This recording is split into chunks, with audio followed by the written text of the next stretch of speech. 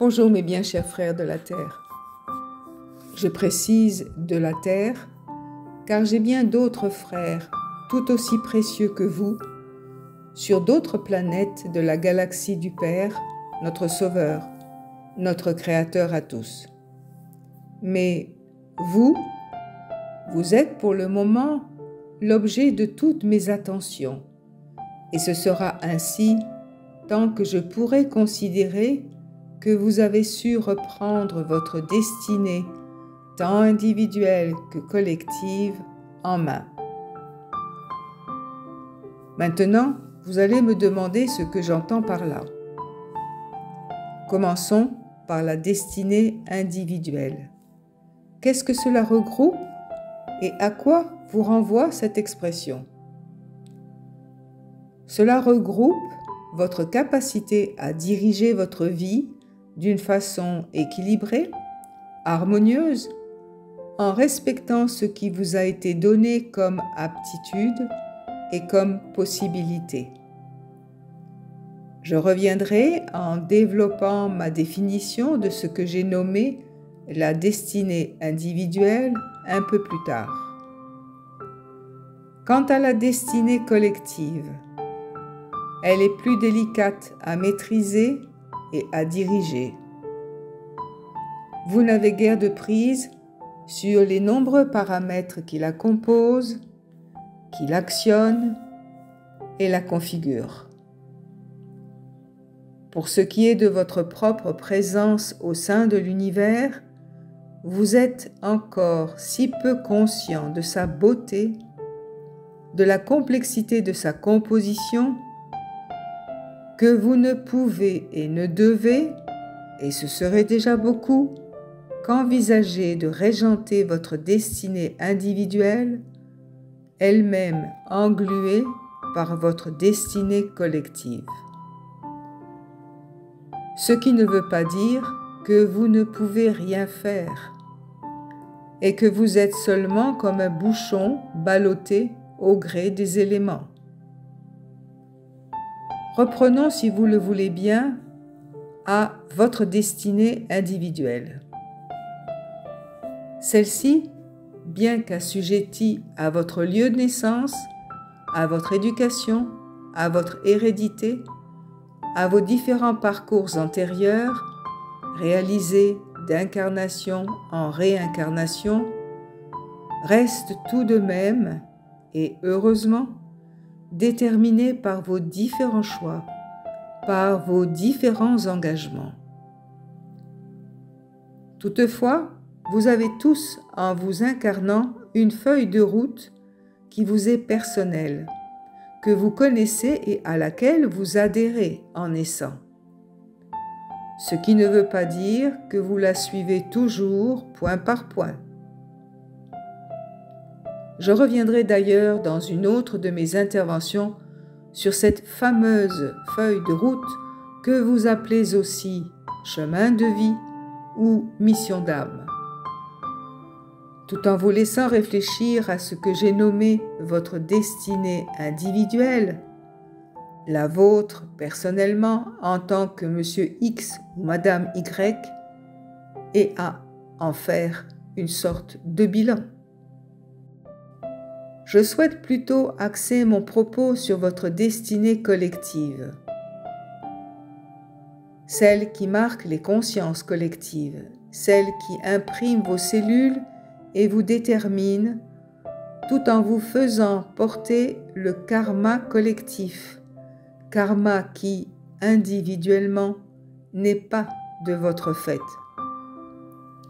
Je m'explique. Prenons l'exemple de la France.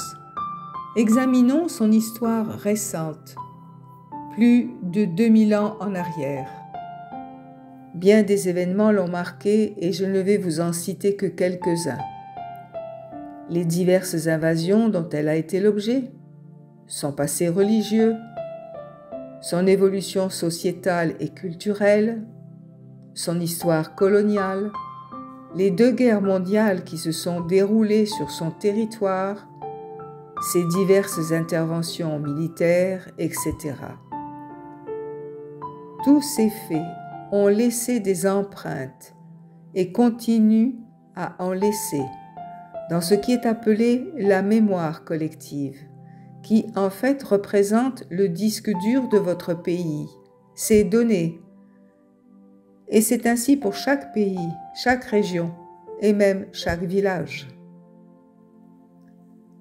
Bien que non perceptible, donc non ressentie comme faisant partie de votre histoire, elle conditionne toutefois votre devenir, puisque comme toute cause qui produit des effets, les effets, même s'ils ne sont que répercutés bien plus tard, le sont bel et bien. Aussi, ne soyez pas surpris d'être face à bien des défis comme l'immigration, le terrorisme et l'adversité d'une tranche de votre population totalement embrigadée et élevée, même dressée, dans la haine de l'Occident. Et vous-même, en tant qu'individu, vous êtes confronté à une histoire qui n'est pas, pensez-vous, la vôtre, mais avec laquelle vous devez composer et avec laquelle vous devez interagir, donc prendre position.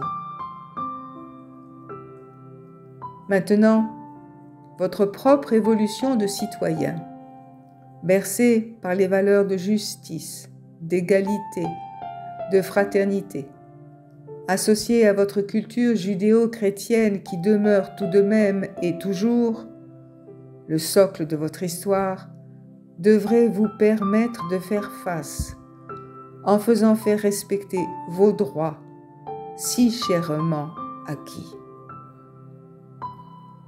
Il n'est pas de mon propos de faire une étude historique, sociologique, philosophique ou historique, politique, religieuse, mais plutôt de dissocier, dans un premier temps, les deux notions, celle de la destinée individuelle et celle de la destinée collective, puis, en les réunissant, faire en sorte que vous soyez plus que jamais déterminés à demeurer des êtres libres et fiers de vos valeurs occidentales, même si elles ne sont pas parfaites. Mais qu'est-ce qu'il est? Si je prends ainsi parti de la sorte, mes bien chers frères de la terre, c'est d'abord parce que je dispose de la liberté d'exprimer mon sentiment. Mais c'est aussi parce qu'il me serait très douloureux de vous voir dans quelque temps ne plus pouvoir vivre selon vos principes. Je vous encourage à le faire et à éloigner de votre horizon tout type de manipulation, d'asservissement à des lois ou des doctrines qui ne sont pas les vôtres. Votre frère et ami du ciel et des étoiles, soucieux de votre devenir et de la préservation de votre culture et de son rayonnement, Sandalphon.